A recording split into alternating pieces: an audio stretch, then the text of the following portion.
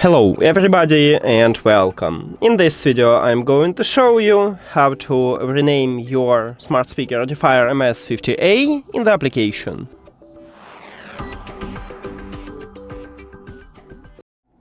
You have to start by open Edifier Home application, and of course you need to add the speaker to the app.